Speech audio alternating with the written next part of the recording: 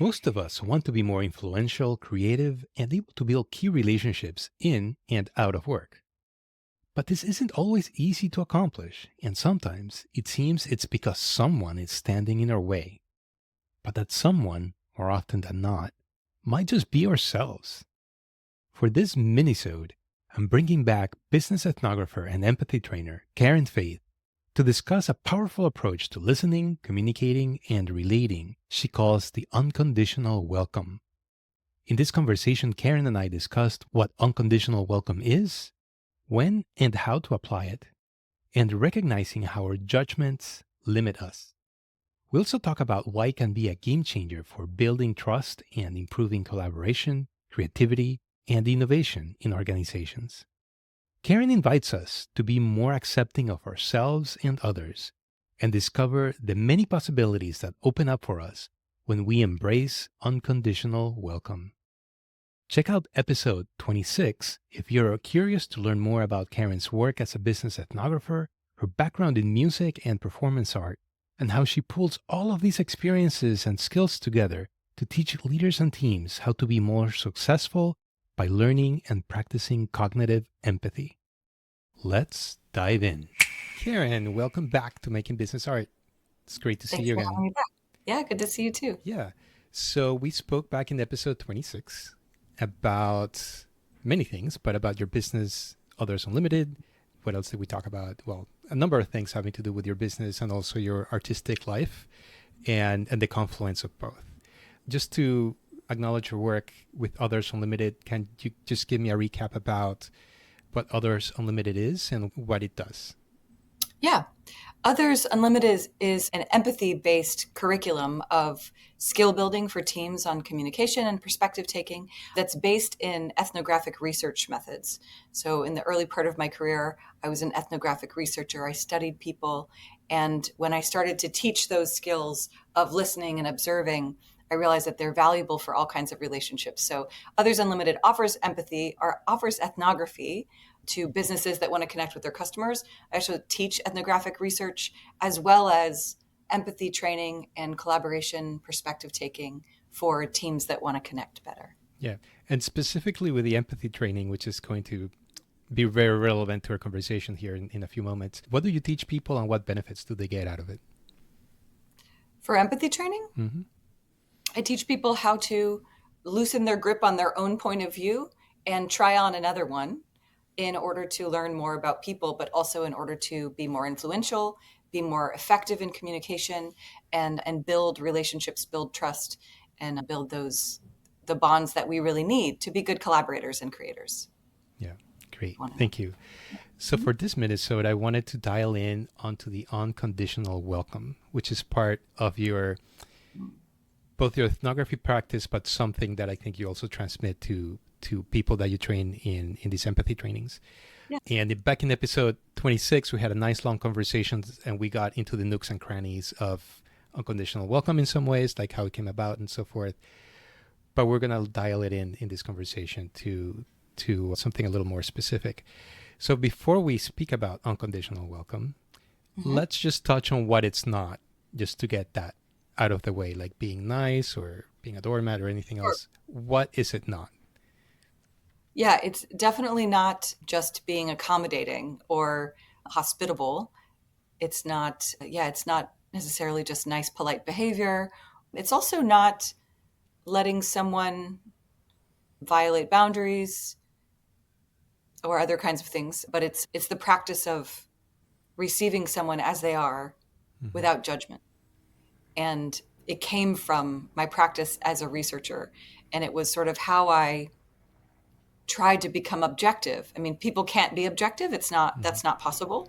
But when we attempt to be objective, that attempt has a lot of other benefits and side effects that were really helpful to me and really changed the way that I practiced, as well as the way that I entered into those relationships. So I started to try to think about what is this made out of and how does it work and what are the mechanics of unconditional welcome and how do I teach others to do it, which is how the curriculum got developed. Yeah. So, I mean, you touched on what you consider unconditional welcome. How How else might you describe it in front of a group? Like, how do you introduce it when you talk about it when you're, in front of an audience? Yeah, I mean, I talk to them about it being curiosity and non-judgment. When we can be curious and non-judgmental, it's a learning practice. So it's a practice of it literally comes from research, and it's for learning about Mm-hmm. someone else. So it's when we're curious and non-judgmental, we make ourselves able to receive quite a lot. And that's great when we want to learn. Mm-hmm. And so it's this practice of curious non-judgment opens up a space where sharing can feel limitless, where you can really, really see and hear and learn a lot more than you might expect. Yeah. So I think I'd like to do another pass. What's the embodied experience of being in unconditional welcome? Because being in non judgment, I mean, that's like very conceptual. Um, Yeah. maybe it's worth revisiting the story the first time that unconditional welcome kind of showed up for you during an interview. Like Yeah. what was the pre and post shift? How did it feel like? Yeah. Oh, wait, you said something before that I kind of want to go back to that Mm-hmm. there's a unconditional welcome isn't necessarily something that the other person feels. Right. It's nice if they do, but they may not. It's Mm-hmm. kind of one of those things where you don't really notice unless it's not there. Like everyone can feel when you're being judged or when you're being censored or when you're being kind of asked to play a role that's not authentic. But when you're not, when no one is doing that, when you're not being asked those things or having those judgments placed on you, then it kind of just feels relaxing. Like a person would just feel almost nothing. They might feel relaxed, they might feel calm, they might notice it, but they might not. The person practicing unconditional welcome is the person that feels the most Mm-hmm. because and that's what I experienced this first time. Mm-hmm. I was in a research situation with a woman that I was having a really hard time connecting with because I had a lot of judgments in the way between me and her. And she was a kind of unpleasant person. She was really grumpy. I was in her house. Her house is really dirty. There were just a lot of things about the situation that I just didn't want to be there. I didn't want to be a part of it. And I didn't feel particularly warm toward her. And I mean, the observation was going to be 3 hours. And so I had this kind of feeling of dread and misery in the beginning of it. And I thought, how am I going to get through this? How am I going to spend 3 hours with this woman? And I actually, this was not something that was taught to me from the person who trained me in research. It came from a spiritual practice, kind of a loving kindness meditation Mm-hmm. where I'm just sort of finding a place in myself that can be non-judgmental and can be accepting, just fully accepting, and trying to physically visualize that physically expanding until it was big enough to contain us both. And so first it started from my kind of heart center and then I expanded it outward.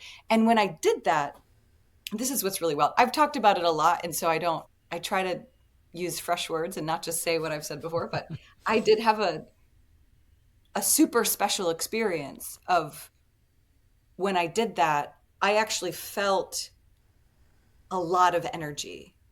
And it was like a buzz, but also like a kind of what's the word? Like a hot spring kind of bubbles up. Like there was Mm-hmm. this kind of energy coming up that made me feel like super awake and alert, but also kind of limitlessly able to receive her. And I mean that kind of stuff sounds a little bit new agey Mm-hmm. and spiritualish, and that's how it felt. And it was kind of like, oh, I don't know what just happened, but that's pretty special. And I held it kind of open there with her. And this is just me visualizing it. This isn't, Mm-hmm. these aren't real actions. Well, they're not physical actions. It's a visualization practice.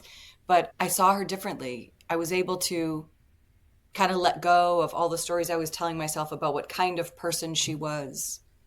And I saw her like as a human being, and in that way, I felt really connected to her. And even though I wouldn't say that it went so far as adoration or affection or some of the other kinds of things that we associate with the word love. I felt like it was this kind of love that was really unconditional and very, very connected and very universal. Hmm. It felt like a connection of our humanity. And that was super special to me. I was kind of confused by it for a while. It took me a while to unpack that experience enough to know what had happened and Hmm. how to do it again. And then I started doing it again on purpose every time. And that changed my practice quite a bit. Yeah. Well, last time we spoke about in context of your training how you really try. Well, you don't try; you just do it. You pair people up to have an exchange of being listened to and do the listening. Yeah. And I remember you were very explicit about not doing that in a group, like a group of people watching two people have an exchange, but having pairs, with the intention of just each one of them having that lived experience of sharing and Yeah. receiving. So it's a little bit of an unconditional welcome. I mean, it's not as high voltage as the experience that you're describing right now, but even It can even be, though. what's that? It can be. I mean, Yeah. even just Well, these listening exercises, that's the aim, yeah. is that we get to a place of curiosity with someone where we do experience that. Yeah. But even in that pocket of, I think you said it was like 8 minutes of that quick exercise of people, sharing and receiving, what do people report after that exercise? So what do you The recall people most just saying? the most common thing that people express, which is, almost all the time, and it's also a profound thing that they experience, is that they can't believe that the other person saw them so clearly in such a short amount of time. Mm. So we do three different kind of rounds of listening to one another with Mm-hmm. different techniques. We Mm-hmm. focus in on different things. And then I give them some tools to process what they've heard and reflect that back to the person. And when people hear about themselves from a stranger who's only listened to them for 8 or 9 minutes, they're most often just surprised, like how could they have seen me already? And it's because of that. It's because of the intentionality of sitting with someone in total curiosity with no agenda and with no judgment. Yeah. So let's dig into that a little bit more. I'm just curious, like, what's different or possible when somebody applies unconditional welcome? Again, from stories for clients or, in your own work with, business ethnography. Yeah, what changes or is made possible? Well, for me, it's akin to cleaning your lenses. So Mm. when you remove your judgment and remove the stories and the interpretation, we're constantly telling ourselves stories about our experience. And when we stop doing that, we're just cleaning the lenses. We can see more. There's just more to see. I mean, when I welcome you unconditionally, I'm receiving more just because I'm cognitively rejecting less. I'm not pushing anything away or fitting anything into a narrow definition. And so I am making myself able to receive much more. And so obviously this is fantastic for research because we're just getting more data. Mm-hmm. But it's also great for creativity and innovation because we're opening up possibilities. Now there are times that this isn't a good idea because there are times when we Yeah. don't want to increase the variables, we want to limit them so Mm-hmm. that we can zoom in and find out and make decisions and be and confirm our findings or confirm a direction forward. And in that times, maybe we won't be having this kind of open point of view, this open perspective.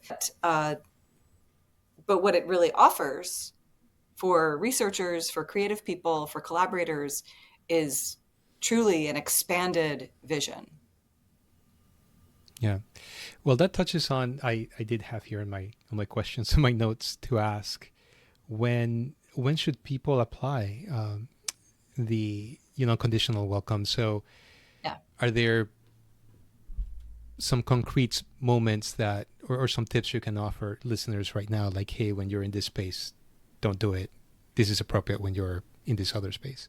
Yeah, it's great when you're doing customer research. It's Mm-hmm. great when you're interviewing a new candidate for a job. It's great for to use with someone that you really love and trust, who you want to understand more deeply. It is not good to walk around in the world this way.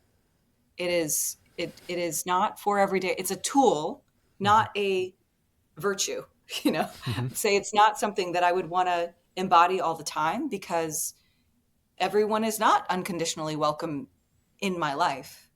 And also, even though I may unconditionally welcome you, you do not have unconditional access to me, Hmm. right? So that's boundaries are very, very important. And I ask me how I know, and there don't, Listen but to there episode 26.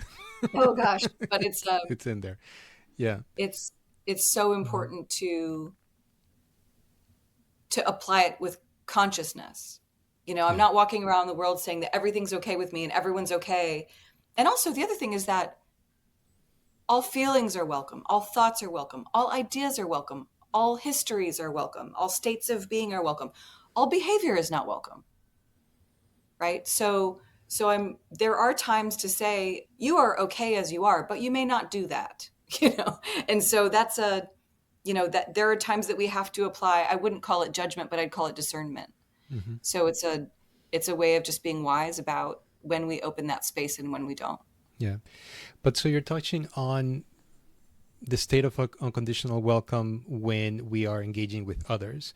But also, Yes. a conditional welcome really starts. I mean, if we get deeper into this, it really starts inside with ourselves. So you want to touch on that?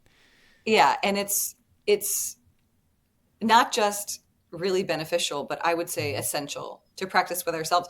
And with ourselves, we can practice that all the time. Hmm. And I think Hmm. that we ought to. Mm, are there exceptions? No. So I think that it's really, really important for Hmm. me, Hmm. even and especially when, for example, there's a behavior that I want to change, when there's something Hmm. about the way that I am that is not okay with me and I want to change it. I first have to completely accept it as it is. You have to start where you are. It's like I can't start on a step that I'm not on. And I Hmm. can't start by saying, you are not okay, or this has to change, or we're not going to allow this anymore because this is terrible or bad or shameful or whatever it is. I have to say, okay, this is the truth of the moment. This is where you are right now. This is how you feel. This is how you are being. This is how you are behaving. It's how you're showing up in the world.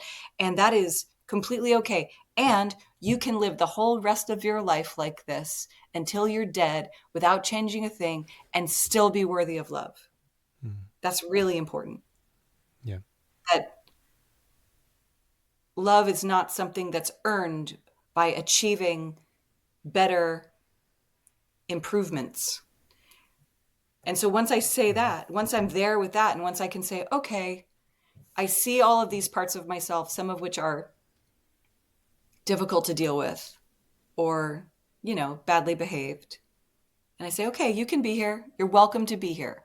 I have some requests of you, and I want to also listen to what you need from me, but you can be here. You're welcome to be here as you are. And then we can have a dialogue. Then I can learn about myself. I can learn about why these things are really happening. How how am I capable of some of these behaviors that I don't think are great for me? Hmm. And and then the process happens of, where's the need? Where's the longing? Where do I need to give myself more support or more love or more care or more discipline or whatever it is, in order to move out of a place of self-destructive behavior or Hmm. any other kind of unhelpful state of being. Yeah. Do you have any further thoughts about this around, say, you know, justifications like bypassing or justifications of behaviors or habits that are really damaging to ourselves or to others? And any other distinctions to be made there? Mhm. Um, Bypassing is a super interesting topic.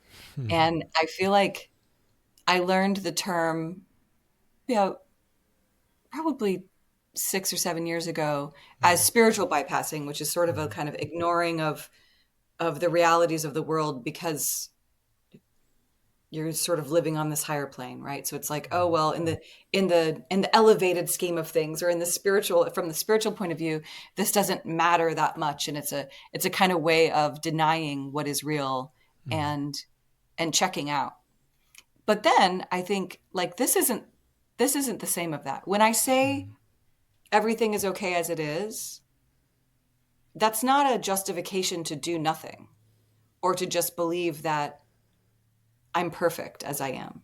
It's a real swallowing of the reality of the moment. Because it's not, I mean, when I say everything is okay, it's just that if I don't accept, if I don't fully embrace what is, what's my Mm-hmm. option? Then I'm Yeah. sitting in denial of what is. Do you know the work of Byron Katie? Yes. I love that work so much, Mm-hmm. because she's so the whole, all of it is about Yeah. being completely honest about the moment. Yeah. I mean, for And listeners, can you recap just quickly what it is oh, for I listeners who are not so familiar? Byron Katie has a beautiful practice involving four questions, where she kind of like cross examines the story she's telling herself about her experience by Mm-hmm. saying, is it true? Is this the truth? Like, getting into that deep honesty, can you be absolutely certain that it's true? Making sure that we're really scrupulously honest about our experience. Mm-hmm. And then there's another thing of turning it around and looking at the opposite of this. Is the opposite also true? And this is a huge, huge part of acceptance, is recognizing that paradox is not just real, but vital to understand that all of our truths have opposing truths, which are part of them. There are these contradictions that exist together. And so accepting the moment means accepting all of the moment. And so she has this kind of tool of allowing people to, I think she calls them turnarounds, but she has them turn these truths around to their opposites, and then look and say, is the opposite also true, at least in part? And then, who would I be if I let go of this thought? And just inviting people to let go of that one story and accept the full truth of the experience. And this is hugely transformational. It's so simple, and it's so beautiful, and it's about honest acceptance, unconditional welcome of the moment. And that means that, that I accept all these gnarly, painful truths about myself, and I accept the fact that everything I ever do is an attempt to survive, to live, to heal, to grow. And that those are also beautiful things in their own way, even the self-destructive stuff. And those things can be true together. Yeah. So I think bringing this back to the world of work, I mean, certainly Mhm. being aware of ourselves is hugely helpful in our lives, and of course that shows up at work. Yeah. When you're training people, are there any other distinctions around unconditional welcome that you share with people to just make sure it's practiced in a healthy way and it doesn't go off the rails? Is there anything else that you would add? What do you describe as off the rails? I'm wondering what you think off the rails is.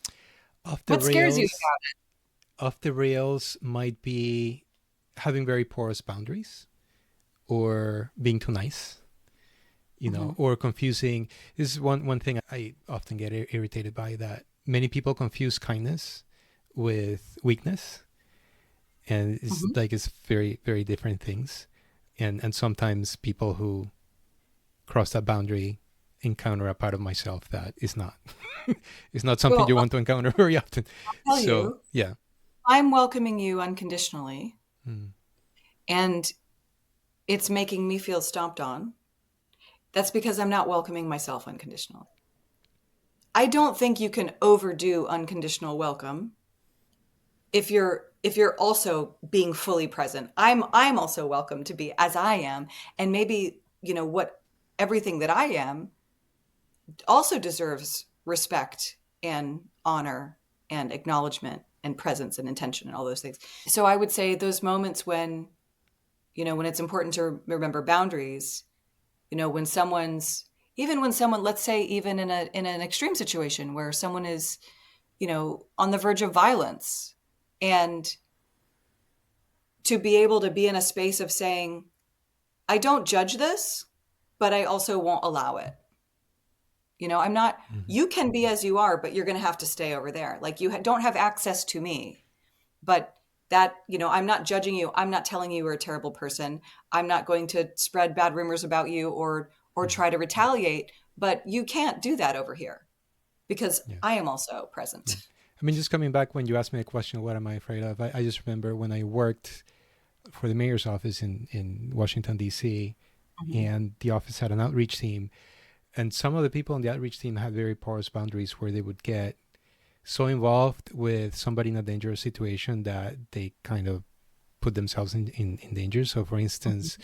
there was somebody, it wasn't in the outreach team itself, but anyway, somebody in the office who had a background of domestic abuse.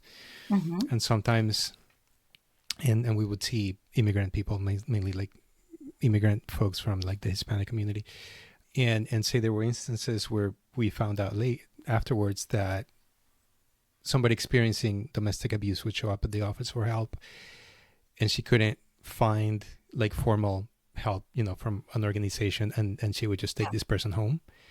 And this would be people where the abuser was looking for them. So, and there was one time this person did that, and then the person experiencing abuse then had, went somewhere else, and then the abuser found the person and they killed the person.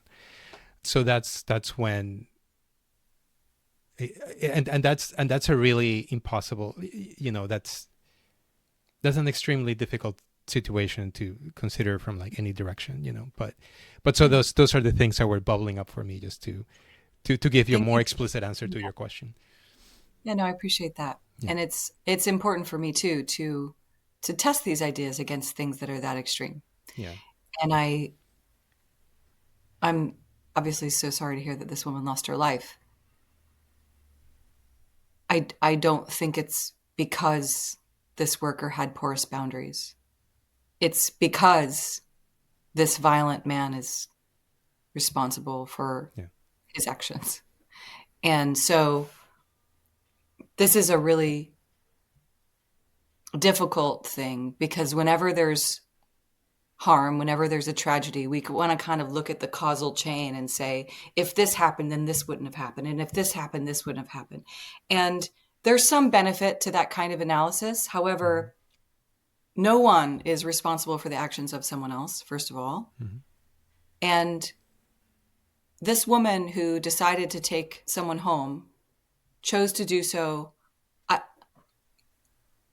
I'm not a professional working in this field, and I'm not speaking in terms of professional boundaries.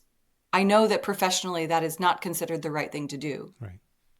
But I also know from reading about the lives of many, many, many, many different teachers and healers and spiritual people in many different traditions who teach that at no point is my own safety guaranteed.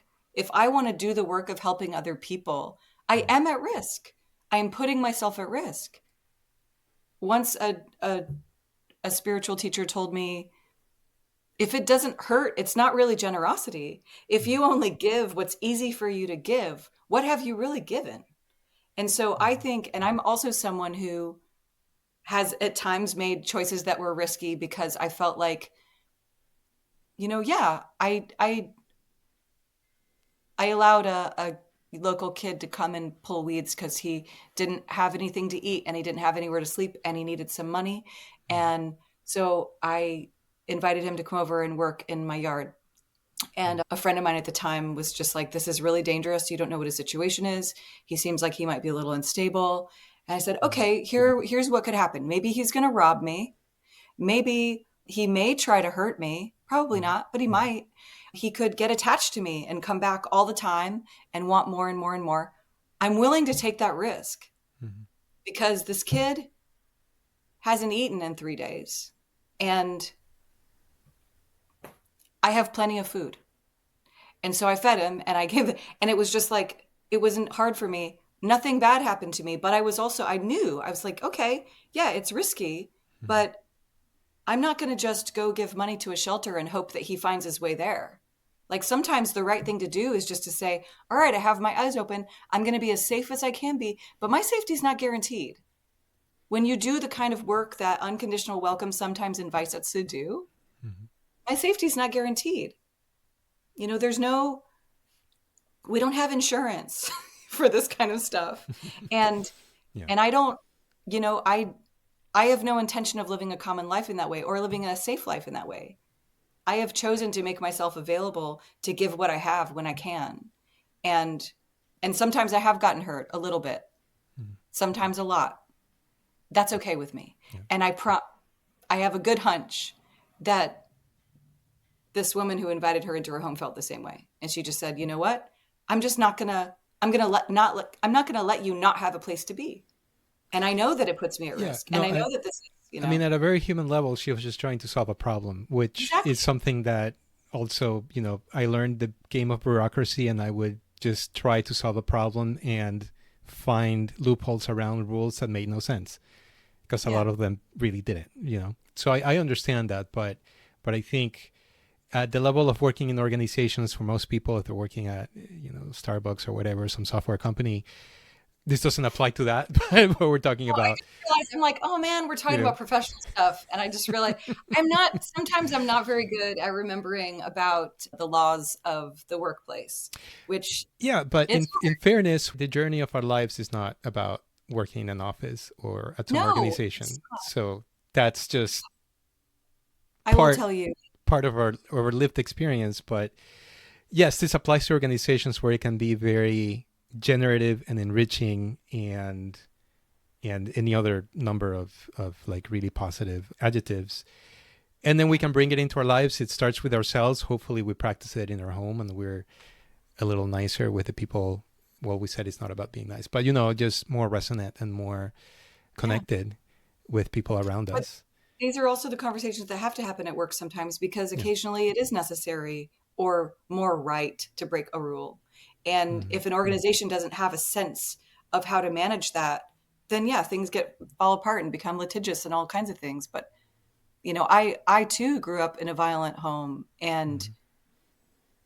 the only way that I got out was because several people, teachers and other people in the community, did things that could have cost them their jobs and were technically illegal.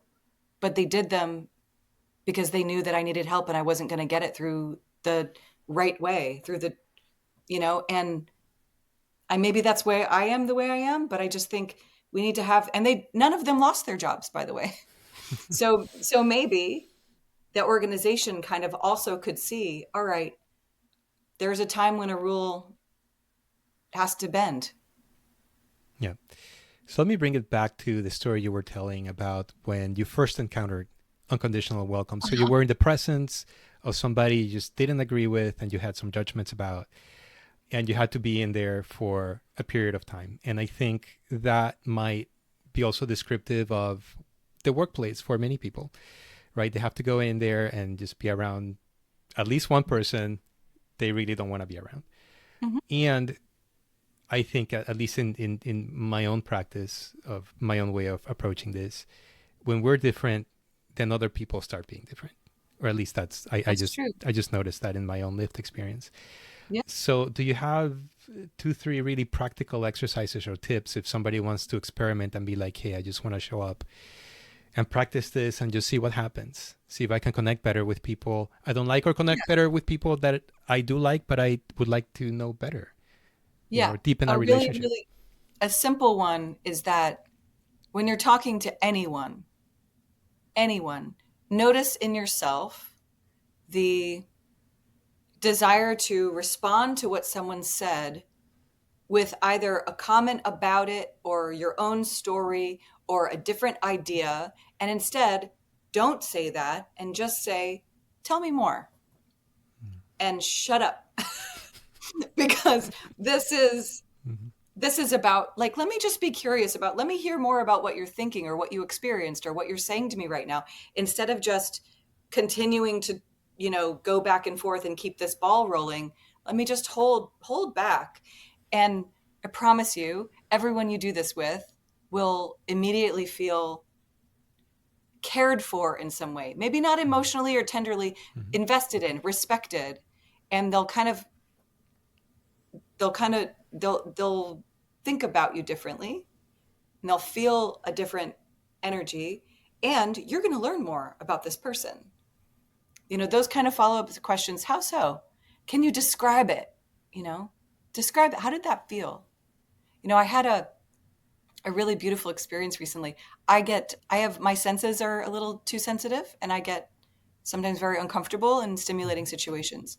And one of those situations is in the New York City subway. And I Mm-hmm. was down there, and I was with a friend, and I was kind of describing that. I have earplugs that I use to sort of just dim some of that. Mm-hmm. And I was just describing, like, oh, this is just something I have to do so that I can stay calm. And I said, I get overstimulated. And he goes, how does that feel? He asked me how it felt. And I described like I described it was like having like 100 antennas that are sticking out everywhere, and that all of them are being stimulated, and it's just kind of like this zappy feeling. And when I said that to him, I realized, because I just invented that metaphor for him, that no one had ever asked me that before. Mm-hmm. I've been with people and told them that I have this condition many times. No one ever asked me, what does it feel like? And I just, I felt so loved, in this really simple way, this really simple and really deep way. I felt so loved. Nice. Well, is there anything else that you want to say about unconditional welcome we haven't touched on? It's really easy, and it's really powerful. And if you try it, I mean, I don't, someone asked me once to like explain why they should try it or why I know it works. And I was like, I can't do either of those things. Just do it and you'll see. It's like, I don't have research to back this, and I don't have any sales pitch for it. It's like, try it. Yeah. You'll But see. it does unlock connection, doesn't it? Yes. Yeah, Yeah. it really But does. it's very, the proof's in the pudding. Just, give it a single second and you'll go, oh, oh. Karen, well, thank you so much for sharing about unconditional Thank you for welcome having today. me. Before we go, just share for the audience, like, what do you have going on? Why should people look you up, and where can they find you? Look me up for empathy training. If your Yeah, team is for having a hard time getting along, if your culture is difficult, if you want to increase collaboration, creativity, innovation on the team, that is a great place to bring this work. Also, ethnography, connecting with customers, understanding your audiences better, really understanding what their deep fears and beliefs and values are. Ethnography is a great place to use me. You can find us at othersunlimited.com or email me at Karen@othersunlimited.com. I am around. We have social media. We almost never use it because I am bad at that. Oh, good. Thank you so much, Karen. Thanks, And we'll Suzuki. have you back for another round soon enough. I can't wait. Bye bye. Bye.